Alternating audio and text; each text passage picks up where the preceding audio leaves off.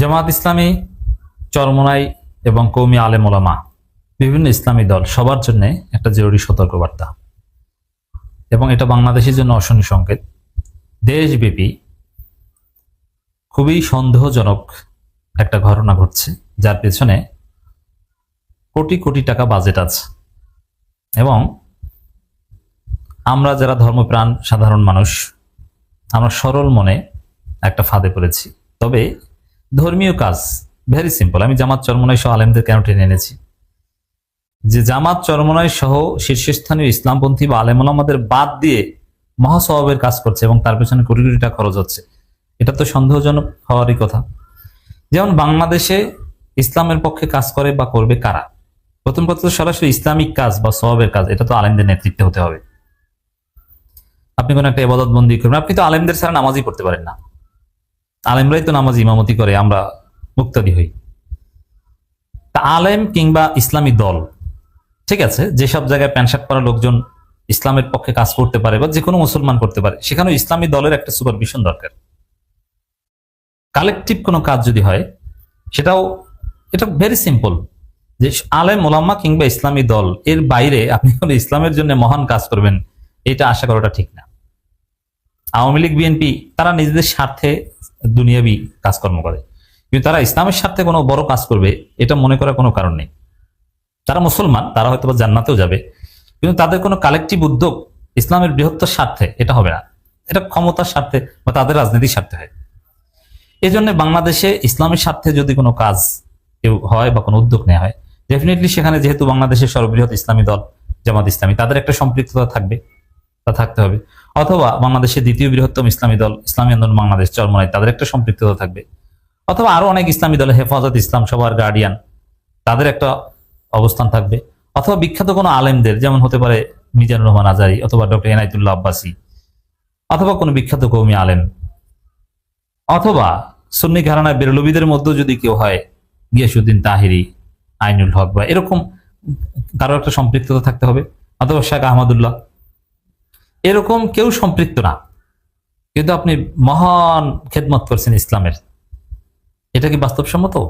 না, সেটাই ঘটছে বাংলাদেশে। দেশব্যাপী হঠাৎ করে কালেমার পতাকা, বিরাট বিরাট মহাসড়কের অনেক ছবি মূলধারা গণমাধ্যমে আমরা দেখতে পাচ্ছি। কক্সেস বাজারে, বাংলাদেশের সমস্ত শহরগুলোতে বিরাট বিরাট মানে কালেমার পতাকা, শত শত হাজার হাজার, এবং এতে অনেক টাকা খরচ হয়েছে। এবং কালেমার পতাকা নিয়ে বাইক শোডাউন হচ্ছে বিভিন্ন জায়গায়।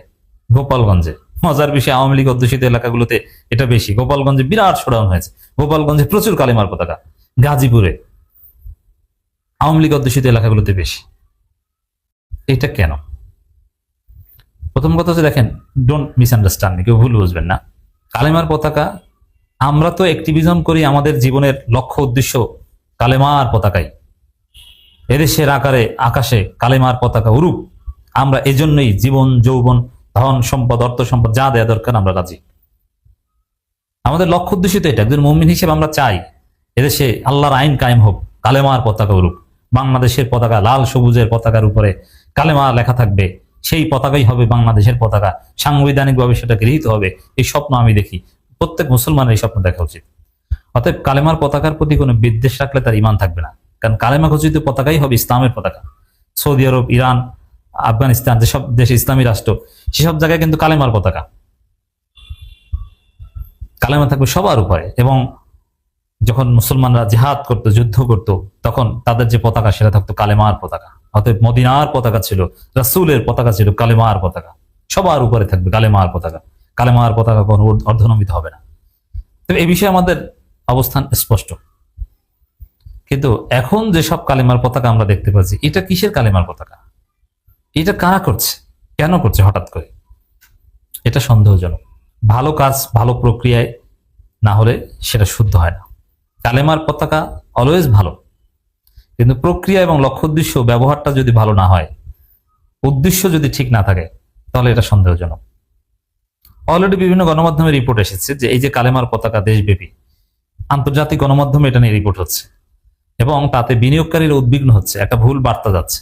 অনেকে এটাকে বিশ্লেষণ করছে এবং ভারত বা ইসরায়েল এটাকে পোর্ট্রে করছে যে এটা বাংলাদেশে উগ্রবাদীদের উত্থান হয়েছে, জঙ্গিবাদীদের উত্থান হয়েছে, এই যে দেখেন সব জায়গায় কালেমার পতাকা, এবং কেউ কেউ রিলেট করেছে যে প্রফেসর ইউনূসের আমলে জঙ্গিবাদীরা মাথাচাড়া দিয়ে উঠেছিল, সে তাদের দৌরত্ব এখনো থামানো যায়নি, এই জন্য সব জায়গায় কালেমার পতাকা। ওই যে ইসরায়েলের রাষ্ট্রদূত ভারতে নিযুক্ত, তিনি বলেছেন যে বাংলাদেশে হামাসের উত্থান, হামাস আছে, এই যে হামাস কালেমার পতাকা, হামাসের পতাকা, জঙ্গিদের পতাকা, এরকম একটা বার্তা ইন্টারন্যাশনাল গ্রাউন্ডে চলে যাচ্ছে। এখন প্রথম কথা হচ্ছে যে কালেমার পতাকা অবশ্যই আমরা উড্ডীন করতে চাই, কিন্তু এটার যদি কোনো বিশেষ প্রয়োজন বা আমরা কেউ যদি মনে করেন যে না এই মুহূর্তে বাংলাদেশের সর্বত্র কালেমার পতাকা ছড়িয়ে দেওয়া দরকার, তাহলে বিশেষ কোনো সওয়াব আছে বা ইসলামের কোনো উপকার আছে, ইসলামী আন্দোলনের একামতের দিনে কোনো উপকার আছে, সেটা হয় জামাত ইসলামী কর্মসূচি নেবে, নইলে চরমনাই নেবে, নইলে জমিয়ত নেবে, নইলে হেফাজত ইসলামী নেবে, নইলে বড় কোনো আলেম ওলামারা শেখ আহমদুল্লাহ কিংবা গিয়াসউদ্দিন তাহরিরা নেবে, আমরা অ্যাপ্রিসিয়েট করতাম। কিন্তু এই যে কালেমার পতাকা, ভাই এখানে পিছনে কারা একটু বলেন তো? হ্যাঁ, আমি অনেককে দেখেছি যে কালেমার পতাকা নিয়ে মিছিল করতে এবং কালেমার পতাকা টানাতে, ছবিতে দেখেছি, ভিডিওতে দেখেছি, তারা সরল মনা ভালো মানুষ, ধর্মপ্রাণ। কিন্তু ওভারঅল এই প্রজেক্টের নেপথ্যে কারা? আমি যদি বলি, ডোন্ট মাইন্ড, এগুলো ভারত ইসরায়েলের একটা ষড়যন্ত্র। ভারত ইসরায়েল টাকা পয়সা দিয়ে আওয়ামী লীগের লোকজনের মাধ্যমে বিভিন্ন জায়গায়, আওয়ামী লীগ অধ্যুষিত এলাকাগুলোতে এই কালেমা পতাকা নিয়ে মিছিল বেশি হয়, এবং অনেককে জেনে ছাত্রলীগ করে সে কালেমা পতাকা নিয়ে মিছিল করে, মানে আওয়ামী লীগের লোকজন এখন কালেমার পতাকা নিয়ে ফিরছে। This is true. তবে কালেমার পতাকা নিয়ে আওয়ামী লীগ ফিরলে তো ভালো, আমাদের অ্যাপ্রিসিয়েট করা দরকার। এবং আওয়ামী লীগের সাথে এখানে আমাদের সাধারণ ধর্মপ্রাণ মুসলমানরা একদম ভালো মানুষ, যাদের কোনো খারাপ উদ্দেশ্য নয়, তারাও আছে। কিন্তু ওভারঅল পর্দার অন্তরাল থেকে যারা এগুলো আয়োজন করছে, কলকাঠি নাড়ছে এবং যারা ইনভেস্টমেন্ট করছে, তারা ভারত ইসরায়েলের দোসর। তবে যারা বিভিন্ন জায়গায় পতাকা লাগাচ্ছেন, তারা কিন্তু ভালো উদ্দেশ্যে লাগাচ্ছেন। ভারত ইসরায়েল অ্যাপ কি তারা লাগিয়ে তারাই প্রচার করছে, এই যে দেখেন বাংলাদেশে উগ্রবাদীদের উত্থান হয়েছে, পুরো বাংলাদেশকে ডিমোরালাইজ করতে চায়, বাংলাদেশের মান সম্মান নষ্ট করতে চাচ্ছে, এবং তারা বাংলাদেশে স্যাবোটাজ করার একটা প্রক্রিয়ার মধ্যে আছে।